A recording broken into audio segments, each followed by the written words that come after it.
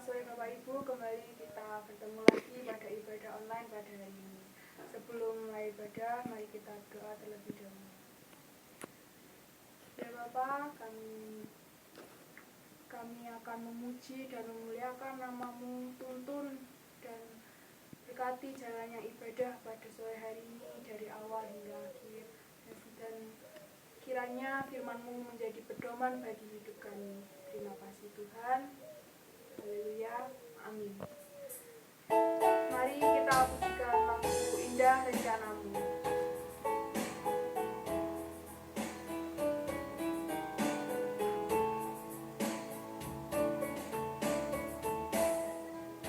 Indah rencana-Mu di dalam hidupku, walau ku tak tahu dan ku tak mengerti semua jalan.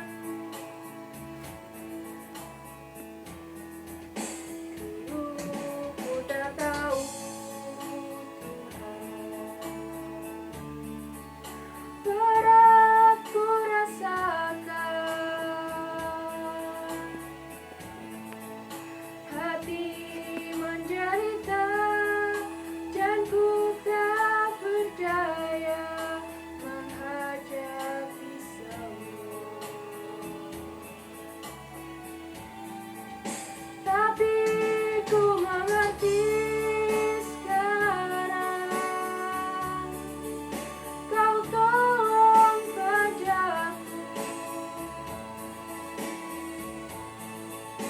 Kini ku melihat dan ku merasakan indah rencana-Mu.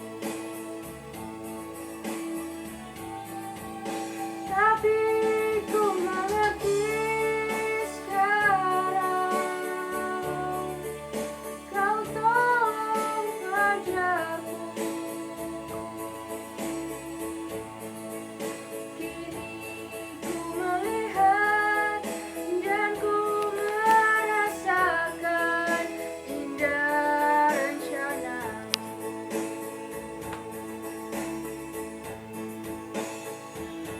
Tuhan, kami ini ciptaan-Mu ya Tuhan.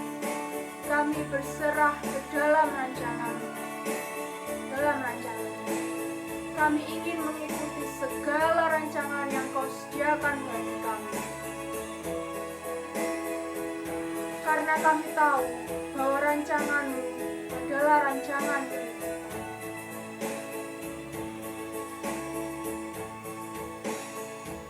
Karena Engkau adalah jalan, hidup, dan kebenaran.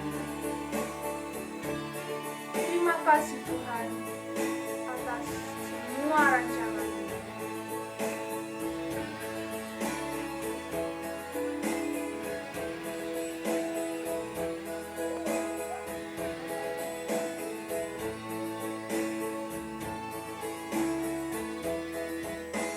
Kini ku tahu Tuhan, berat ku rasakan,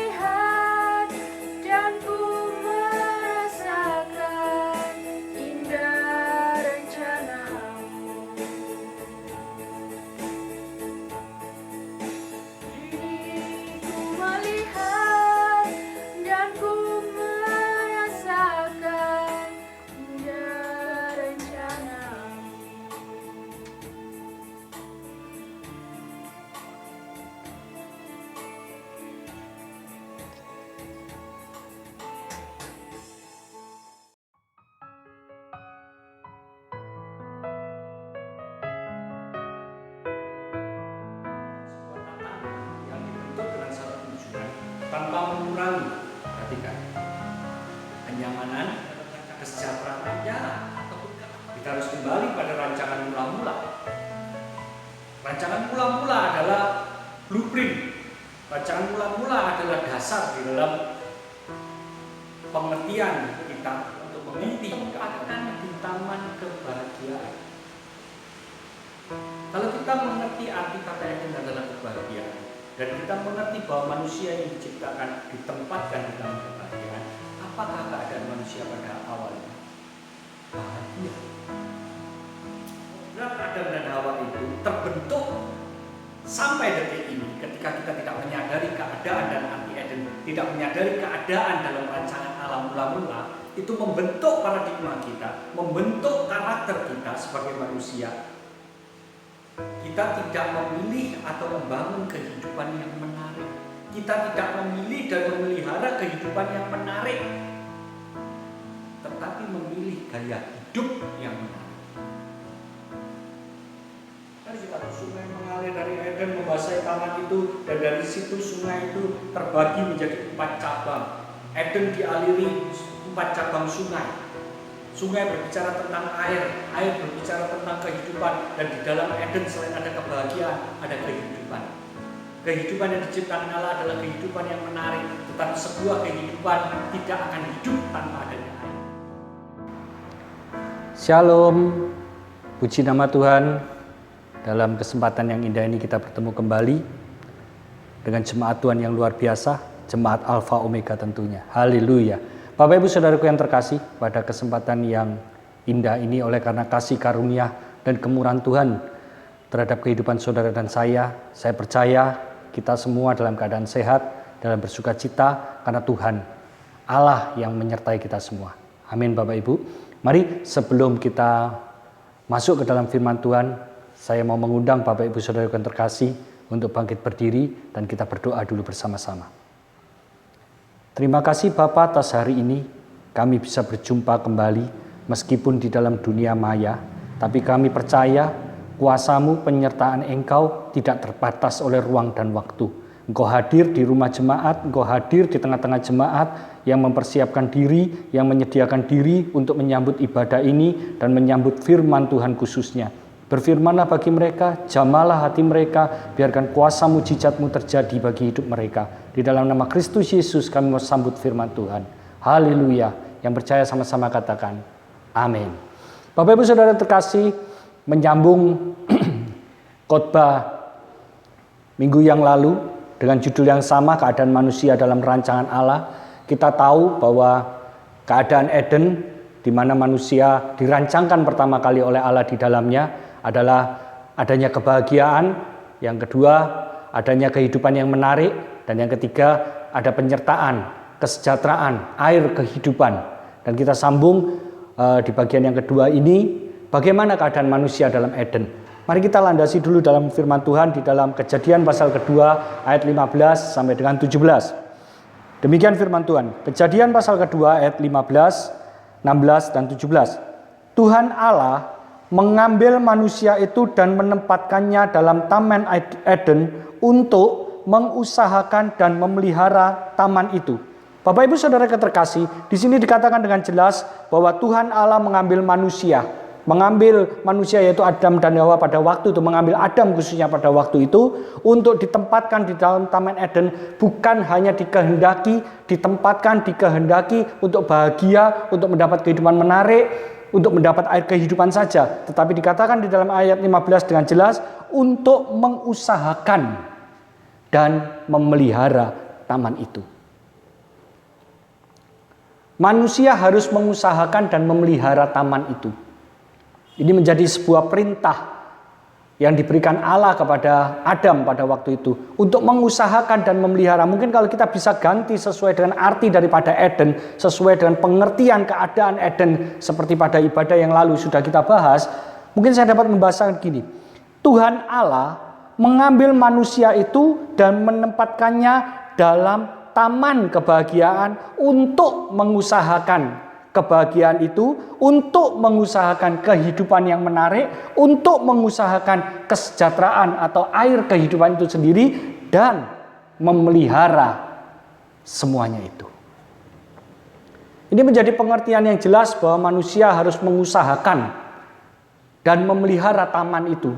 Memelihara kebahagiaan, memelihara kehidupan yang menarik, memelihara air kehidupan itu sendiri. Dalam artian yang lain, Tuhan sudah menyediakan dan kita memelihara dan mengusahakannya. Kenapa dikatakan mengusahakan? Karena iblis tidaklah tinggal diam. Dunia ini tidaklah tinggal diam untuk merenggut kebahagiaan saudara dan saya, merenggut kebahagiaan orang-orang beriman.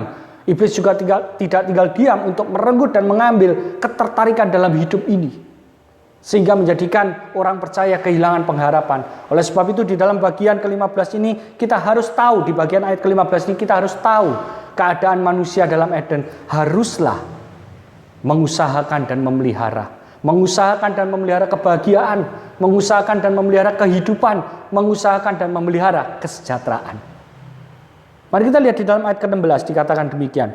Lalu Tuhan Allah memberi perintah ini kepada manusia. Semua pohon dalam taman ini boleh kau makan buahnya dengan bebas. Saya sambung ke 17. Tetapi pohon pengetahuan tentang baik dan yang jahat, janganlah kau makan buahnya. Sebab pada hari engkau memakannya, pastilah engkau mati. Bapak Ibu Saudaraku yang terkasih di dalam Kristus Yesus, Allah melatih manusia dalam ketaatan. Di dalam usaha, di dalam keberkenanan Allah kepada manusia untuk menyediakan kehidupan yang bahagia, kehidupan yang menarik, kehidupan yang sejahtera, di mana manusia mengusahakannya, Allah menghadirkan sebuah pilihan, yaitu pohon kehidupan, pohon pengetahuan baik dan jahat. Dalam artian yang lain, Allah melatih manusia dalam ketaatan dengan sebuah konsekuensi, di mana yang perlu kita tahu dalam sebuah pelatihan ketaatan yang Allah berikan kepada manusia, manusia memiliki konsekuensi akan kehilangan kehidupan yang sesungguhnya. Seperti halnya dalam kehidupan kita sehari-hari, kita dihadirkan pilihan dan Allah menghendaki itu. Untuk menentukan pilihan, kita harus tahu. Apabila kita salah dalam menentukan pilihan, sama dengan waktu keadaan di dalam Eden, manusia dalam Eden pada mulanya akan kehilangan kehidupan yang sesungguhnya. Di dalam memilih kehidupan, apabila kita dalam memilih kehidupan salah memilih kehidupan, maka sepanjang hidup kita bukan lagi mengalami kebahagiaan, tetapi mengalami duka cita. Di dalam menentukan setiap langkah kehidupan, langkah yang kecil sampai langkah yang besar, memerlukan sebuah pertimbangan, memerlukan sebuah doa, memerlukan sebuah tuntunan daripada firman Tuhan. Dan apabila kita salah dan tidak memberikan ketaatan kita terhadap firman itu sendiri atau Roh Kudus, maka kita akan kehilangan kehidupan yang sesungguhnya. Kehilangan kehidupan yang bahagia, kehilangan kehidupan yang menarik, kehilangan bahkan bisa sampai terjadi kehilangan kehidupan yang kekal. Dan terlihat di dalam ayat-ayat selanjutnya dalam kisah, dalam Kejadian pasal kedua ayat 15 sampai dengan 17 ini, kita temukan bahwa manusia yang pertama gagal. Dan ini menjadi perenungan saudara dan saya sebagai manusia-manusia yang baru di dalam Kristus tentunya. Janganlah kita mau menjadi gagal, karena di dalam pilihan, di dalam hidup Allah senantiasa menghadirkan pilihan dan kita harus memilih dengan tepat dengan sebuah ketaatan. Dan kita temukan di sana manusia pertama gagal. Manusia oleh karena dosa kehilangan Eden, kehilangan kebahagiaan, kehilangan kehidupan, kehilangan kesejahteraan. Jadi sudah sepatutnya manusia harus mengusahakan kebahagiaan itu sendiri. Bukan hal yang mudah mengusahakan suatu kebahagiaan bagi diri kita sendiri. Apalagi mengusahakan kebahagiaan bagi orang lain. Oleh sebab itu ketika kita kehilangan ketaatan terhadap firman yang kudus, kehilangan ketaatan terhadap perintah Allah yang kudus, kita kehilangan segalanya. Seperti yang pernah terjadi oleh manusia yang pertama. Mungkin saya bisa mengatakan, apabila manusia yang kedua, yaitu Yesus Kristus yang diutus Allah untuk menebus dosa manusia, kehilangan ketaatannya di Taman Getsemani. Yesus berdoa, apabila cawan ini boleh berlalu, berlalulah daripadaku, tetapi biarkanlah kehendakmu yang jadi. Tetapi apabila Tuhan Yesus memilih untuk tidak taat, maka saudara dan saya jamin, hari ini kita tidak akan menerima anugerah keselamatan. Mungkin kita tidak akan pernah terlahir di dunia ini. Demikian pula dalam setiap langkah kehidupan orang-orang percaya. Landaskan setiap langkahmu step by step. Landaskan setiap pemikiranmu step by step. Landaskan setiap hatimu step by step. Bahkan perilaku hidup dalam ketaatan terhadap firman. Supaya kebahagiaan itu tetap terjamin menjadi bagian saudara dan saya. Supaya kehidupan yang menarik itu tetap terjamin menjadi bagian saudara dan saya. Dan kesejahteraan itu tetap menjadi bagian saudara dan saya. Pepatah mengatakan janganlah engkau suka bermain api. Apabila engkau suka bermain api, engkau akan menuai luka oleh percikan api itu. Tetaplah taat di dalam koridor kekudusan Kristus, yaitu firman-Nya yang kudus. Manusia oleh karena dosa kehilangan Eden, kehilangan kebahagiaan, kehilangan kehidupan, kehilangan kesejahteraan. Jadi manusia pertama sampai detik ini apabila tidak taat di dalam firman, hidupnya hanya mengusahakan, hidupnya hanya membuat sebuah kebahagiaan dan kehilangan kebahagiaan yang daripada Allah. Tetapi Bapak Ibu Saudara terkasih, mulai pada masa Adam dan sampai sekarang saya mau katakan kebenaran ini. Saya mau katakan kabar baik yang sungguh indah ini. Allah melihat dan tahu bahwa manusia tidak akan mampu mengusahakan kebahagiaannya sendiri. Kita memiliki Allah yang luar biasa, Allah yang penuh kasih dan cinta. Dan apabila hidup saudara hanya menuai suka, hanya menuai duka, hanya menuai air mata, saya mau katakan sesungguhnya itu adalah pekerjaan iblis, bukan pekerjaan Allah. Oleh sebab itu, rubah paradigmamu, bangkitkan imanmu supaya engkau mengerti kita memiliki Allah yang penuh kasih. Allah tahu, Allah melihat, tahu bahwa manusia tidak akan mampu mengusahakan kebahagiaan sendiri. Karena ketika manusia jatuh atau hidup dalam dosa, maka manusia akan kehilangan kuasa untuk mengusahakan kebahagiaan. Satu contoh. Apabila kita melakukan sebuah kesalahan, anggap aja let's say dalam hubungan suami dan istri. Apabila saya sebagai suami melakukan sebuah kesalahan yang menyangkut keharmonisan rumah tangga saya, mungkin saya mempunyai hubungan yang tersembunyi, bukan berarti saya mempunyai hubungan yang tersembunyi loh ya, ini contoh mempunyai hubungan yang tersembunyi dengan wanita lain. Otomatis ketika saya ingin berkomunikasi, ingin berjalan bersama anak-anak, bersama istri, tentunya rasa dihakimi, rasa bersalah, rasa takut itu muncul. Dan ketika rasa ini muncul, otomatis saya tidak lagi mempunyai kuasa untuk mengusahakan kebahagiaan. Mungkin awalnya belum terbiasa. Kalau dosa ini terus-menerus dihidupi, akan menjadi terbiasa. Dan itu menjadikan kita terhilang dari Eden. Terhilang dari kehidupan yang bahagia. Kehidupan rumah tangga yang bahagia. Kita merasa seakan-akan terintimidasi di hadapan anak-anak. Aku menjadi bapak yang kurang baik. Aku menjadi suami yang kurang baik. Oleh sebab itu Bapak Ibu Saudara yang terkasih, janganlah kita mau bergumul di dalam dosa, bergelut di dalam dosa, seakan-akan dosa sudah menjadi bagian hidup kita, menyatu dalam hidup kita. Ada kabar gembira, kabar baik, Tuhan tidak mau kita seperti itu. Tuhan senantiasa ingin mengusahakan kembali kebahagiaan saudara dan saya di dunia ini. Kita buka sejenak dalam Injil Yohanes. Injil Yohanes pasal keempat, ayat ke-13 dan 14, demikian firman Tuhan.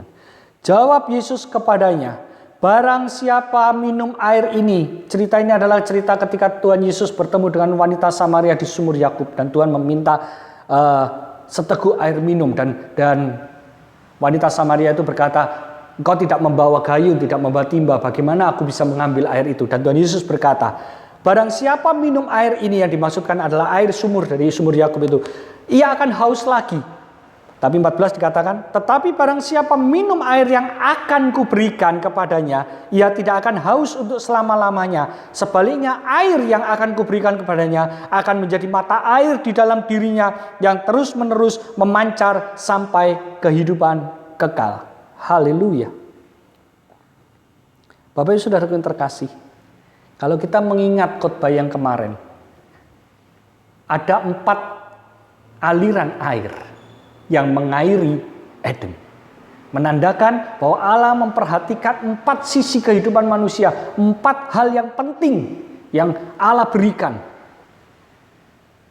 Dan 4 ini diganti satu hal yang penting. 4 mata air ini diganti satu air yang penting. Air kehidupan, yaitu Yesus Kristus yang mati taat Yang taat sampai dia mati di atas kayu salib dan dibangkitkan pada hari ketiga.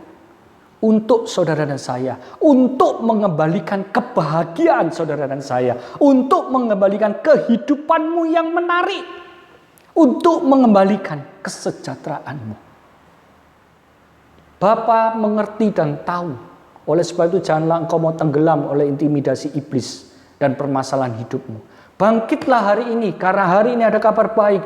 Allah tidak akan membiarkan engkau oleh karena dosamu, engkau menderita terus-menerus. Allah menghadirkan air kehidupan itu, Yesus Kristus. Kasih Allah yang besar terhadap manusia, Allah kembali memberikan air kehidupan kembali kepada manusia.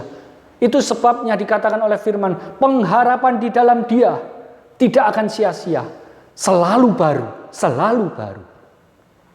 Yang menyebabkan pengharapan itu tidak pernah menjadi baru, dosamu.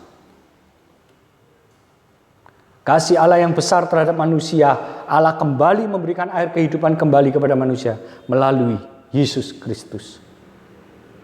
Kini manusia harus kembali. Bukan lagi mengusahakan, tetapi memelihara, saya katakan. Karena usaha manusia akan menjadi sia-sia untuk meraih kebahagiaan dalam hidupnya. Tetapi saya mau katakan, oleh karena air kehidupan itu sudah diberikan kepada saudara saya, barang siapa yang percaya kepada Yesus Kristus, dia akan memperoleh air kehidupan itu sendiri. Dan firman Tuhan katakan, tidak akan pernah haus lagi. Dan kini, manusia harus kembali memelihara air kehidupan di dalam Yesus Kristus. Inilah pilihan hidup. Berulang-ulang terjadi dosa dan dosa, kejatuhan manusia. Allah tetap panjang sabar dan kasih setianya tak pernah berkesudahan. Dulu, sekarang, sampai selamanya. Sampai selamanya. Sampai selama-lamanya. Sampai selama-lamanya. Tak berkesudahan. Tetapi, perlu kita tahu, perlu kita sadari, perlu kita berkomitmen di dalamnya. Bagi saudara dan saya, jemaat Tuhan yang terkasih, kita harus memelihara air kehidupan di dalam Yesus Kristus dengan baik. Kenapa? Karena tidak ada air lagi. Hanya air kehidupan itu Yesus Kristus. Tidak ada air lagi. 4 sumber air, Efrat, Tigris, dan Gihon dan lain sebagainya sudah hilang oleh karena Adam jatuh dalam dosa. Sekarang Allah menghadirkan Kristus Yesus sebagai air kehidupan. Tidak ada pilihan lagi, karena itu bukan lagi pilihan bagi manusia, karena tidak ada lagi kesempatan dari Allah, hanya Yesus Kristus sebagai kesempatan terakhir. Bila manusia melewatkan ini, maka keadaan manusia, saya katakan, akan binasa, kekal. Ini yang harus kita mengerti. Air kehidupan itu sudah diberikan, Yesus Kristus. Haleluya. Mari kita lanjut. Ayat 18 mengatakan demikian firman Tuhan. Tuhan Allah berfirman, tidak baik kalau manusia itu seorang diri. Aku akan menjadikan penolong baginya yang sepadan dengan dia. Lalu Tuhan Allah membentuk dari tanah segala binatang hutan dan segala burung di udara. Dibawanya semuanya itu kepada manusia itu untuk melihat bagaimana ia menamainya. Dan seperti nama yang diberikan manusia itu kepada tiap-tiap makhluk yang hidup, demikianlah nanti nama makhluk itu. Manusia itu memberi nama kepada segala ternak, kepada burung-burung di udara, dan kepada segala binatang hutan. Tetapi baginya sendiri ia tidak menjumpai penolong yang sepadan dengan dia. Bapak Ibu Saudaraku yang terkasih, keterbatasan manusia di dalam kesendirian, keterbatasan bertindak dan riskan terhadap dosa, saya katakan. Allah menyediakan penolong. Bukan hanya ketika manusia bisa memelihara air kehidupan, yaitu Yesus Kristus saja, tetapi Allah juga menuntut saudara dan saya di dalam memelihara kebahagiaan, memelihara kehidupan yang menarik ini, seorang penolong. Karena Allah tahu keterbatasan manusia, saya katakan, dalam kesendiriannya, riskan terhadap dosa. Bukankah firman Tuhan mengatakan 2 orang lebih baik daripada seorang? Bukankah firman Tuhan juga mengatakan 2-3 orang berkumpul dalam namaku, aku hadir? Dalam artian yang lain, manusia diciptakan bukan menjadi makhluk yang individual. Allah menghadirkan penolong. Dan yang penolong yang pertama yang dikatakan di sana, Allah menghadirkan hewan-hewan untuk menolong. Ada 3 penolong. Penolong yang pertama yang Allah ciptakan pada mulanya adalah hewan-hewan, binatang-binatang yang dinamai oleh Adam pada waktu itu. Dan dikatakan firman Tuhan pada ayat yang ke-19, Allah menjumpai itu bukan menjadi penolong yang sepadan. Bapak Ibu Saudaraku harus tahu, kita semua harus tahu, di mana penolong pertama dikatakan tidak sepadan. Karena saya mau katakan, penolong yang pertama yang Allah hadirkan untuk menolong manusia bukan menjadikan manusia tambah baik, tetapi menjadikan manusia hanya menjadi seperti Tarsan. Di mana kehidupannya tanpa sosialisasi, otoriter, egois, tanpa akhlak. Saya katakan, penolong yang pertama tidak sepadan karena menjadikan kehidupan manusia seperti Tarsan. Ini juga perlu kita introspeksi dan kita lihat keadaan kita di masa-masa yang ada sekarang. Apabila kehidupan kita egois, kehidupan kita otoriter, kehidupan kita tidak mau bersosialisasi, penolong kita hanyalah binatang. Dan itu tidak sepadan. Rubahlah hidupmu supaya kehidupanmu tidak menjadi Tarsan. Karena Allah tidak menginginkan kau menjadi Tarsan. Allah tidak berhenti dengan penolong yang pertama, hewan, binatang. Allah akan melanjutkan penolong-penolong yang ada sampai menemukan penolong yang sempurna sampai pada akhir zaman ini. Oleh sebab itu berubahlah, engkau bukan Tarsan. Allah tidak ingin menciptakan saudara dan saya menjadi Tarsan, tetapi manusia ciptaan yang mulia. Amin. Dan penolong yang kedua dikatakan di dalam ayat berikutnya, manusia itu memberi nama kepada segala ternak, dan ayat ke-31, lalu Tuhan Allah membuat manusia itu tidur nyenyak. Hawa diberikan yang diambil dari tulang rusuk manusia, dari tulang rusuk Adam, sebagai penolong yang kedua. Penolong yang pertama dikatakan tidak sepadan karena tidak menjadikan manusia menjadi baik, tapi menjadikan manusia seperti Tarsan. Dan penolong yang kedua, saya singkat saja, penolong yang kedua dihadirkan yaitu Hawa, yang diambil dari bagian tubuh yang keras, yaitu tulang, dengan sebuah harapan dan tujuan untuk dapat kuat menolong dan menopang manusia. Menopang manusia pertama yaitu Adam.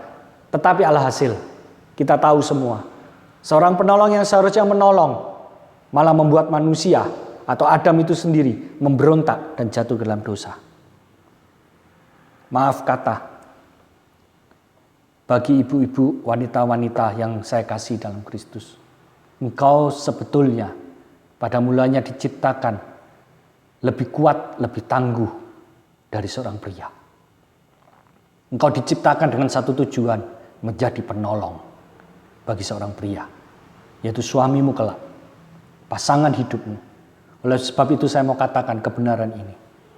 Ketika engkau mengerti kebenaran ini, hendaklah engkau menjadi benar-benar penolong yang kuat, penolong dalam kesusahan, penolong di dalam ketika suamimu jatuh ke dalam dosa, menolong suamimu dengan imanmu, penolong dalam kesesakan, bukan menjadi perongrong dalam hidup. Apabila engkau tidak memahami kebenaran ini dan engkau kembali menjadi perongrong dalam hidup, maka engkau sedang kembali kepada kehidupan zaman purba. Tetapi oleh karena kasih karunia air kehidupan itu, hendaklah engkau berubah oleh budi pengertianmu. Demikian juga hai suami dan pria-pria. Penolong itu tidaklah ringan, dia lelah, dia capek.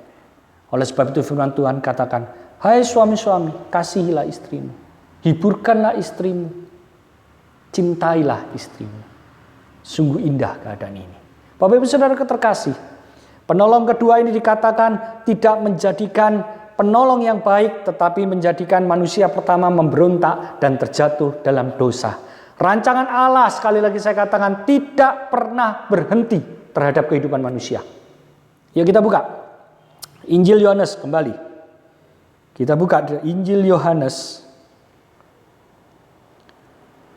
pasal ke-14 ayat 16 sampai 18. Dikatakan demikian firman Tuhan.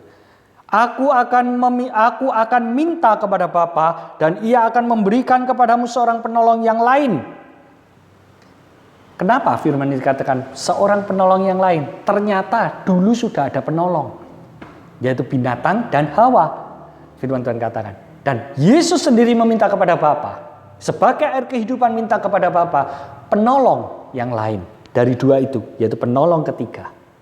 Yaitu supaya ia menyertai kamu selama-lamanya. Dan penolong ketiga ini bukan menyertai saudara dan saya di bumi ini saja, tapi selama-lamanya.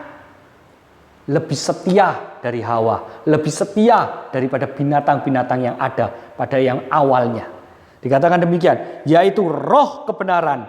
Dunia tidak dapat menerima dia, sebab dunia tidak melihat dia dan tidak mengenal dia. Tetapi kamu mengenal dia, sebab ia menyertai kamu dan akan diam di dalam kamu. Aku tidak akan meninggalkan kamu sebagai yatim piatu. Aku datang kembali kepadamu. Haleluya. Rancangan Allah tidak pernah berhenti terhadap kehidupan manusia. Allah menghadirkan penolong yang ketiga, yaitu Roh Kudus.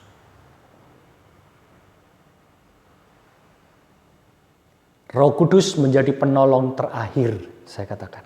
Kenapa? Karena ayat ini jelas. Aku akan meminta seorang penolong yang lain yang akan menyertai saudara dan saya sampai selama-lamanya. Berarti tidak ada penolong lagi, bukan? Hanya Roh Kudus. Roh Kudus menjadi penolong terakhir bagi manusia. Untuk apa?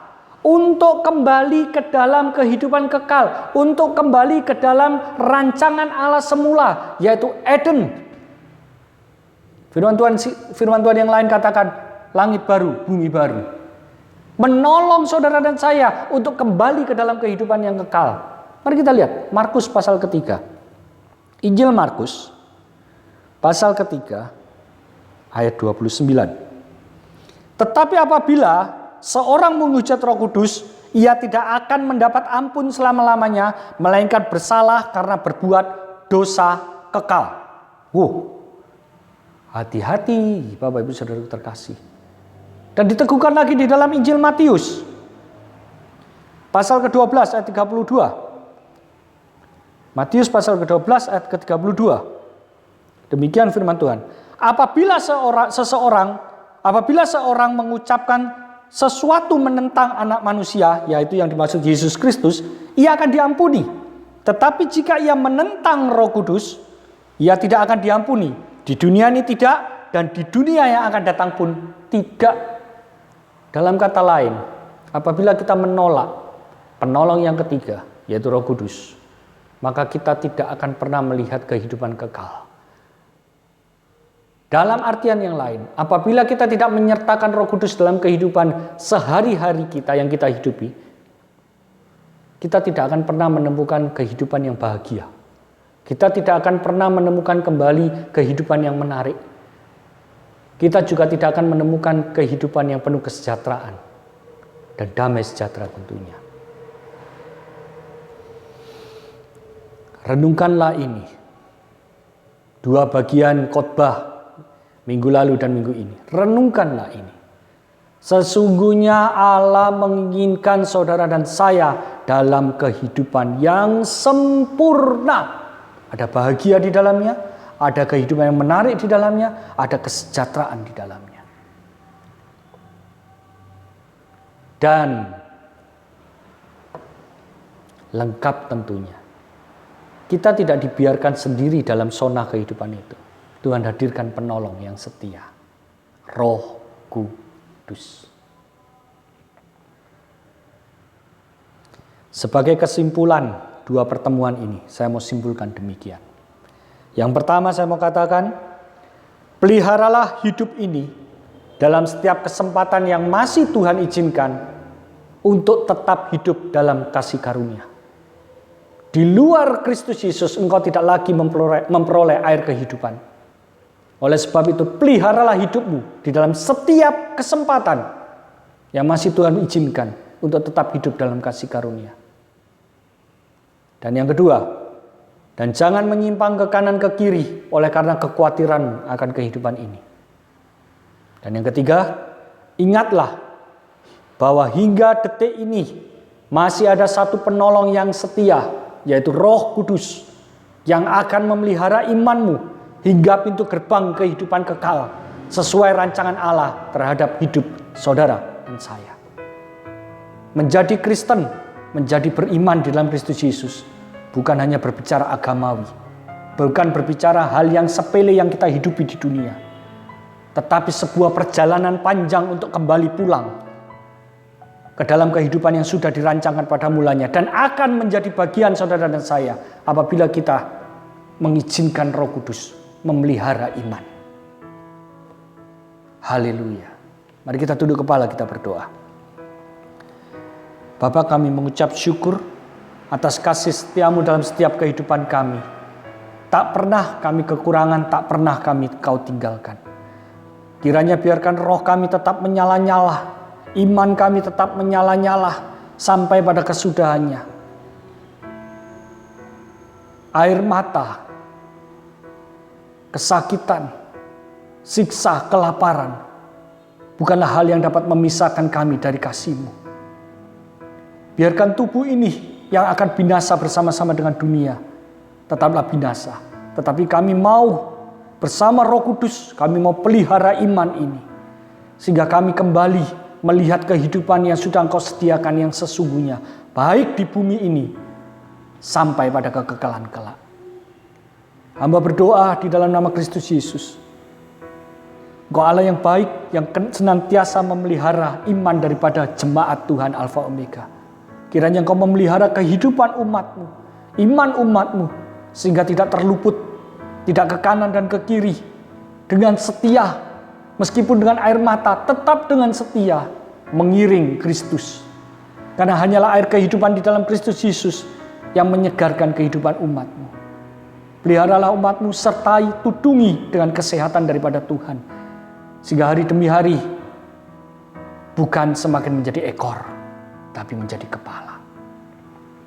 Terima kasih Bapa, Engkau meteraikan firman-Mu ini di dalam nama Kristus Yesus. Dan hamba juga berdoa pada ibadah raya ini. Kami percaya Engkau hadir di tengah-tengah kami. Engkau hadir di tengah-tengah umat-Mu dimanapun mereka berada. Engkau memberkati setiap persembahan, pujian, persembahan yang mereka bawa untuk pekerjaan Tuhan, untuk pemberitaan Injil. Tuhan memberkati, Tuhan mencukupkan, hingga Tuhan menyempurnakan kesehatan umat-Mu hari demi hari, terlepas dari segala virus yang ada. Sehingga kami melihat sinar terang dan kami berkata, hidup kami hanya karena penyertaan Kristus. Haleluya. Terpuji-pujilah nama-Mu sekarang dan sampai selama-lamanya. Terima kasih Tuhan atas hari ini. Umat Tuhan yang terkasih, angkatlah tangan-Mu di hadapan Tuhan. Terimalah segala berkat dan rahmat, cinta kasih daripada Kristus Yesus, penyertaan, persekutuan, penghiburan daripada arah Roh Kudus yang memampukan engkau untuk kembali memelihara hidupmu, kembali memelihara kehidupanmu, kembali pada rancangan Allah, sehingga keadaanmu dalam kebahagiaan, sehingga keadaanmu di dalam kehidupan yang menarik, sehingga keadaanmu di dalam kesejahteraan yang Allah berikan sebagai air kehidupan.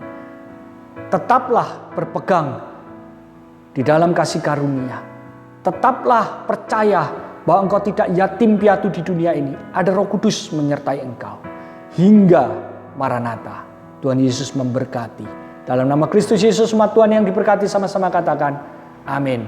Puji nama Tuhan. Bapak Ibu Saudara kasih, kita dapat menyelesaikan ibadah online ini dengan baik. Saya percaya semua karena kasih karunia daripada Kristus dan penyertaan Roh Kudus.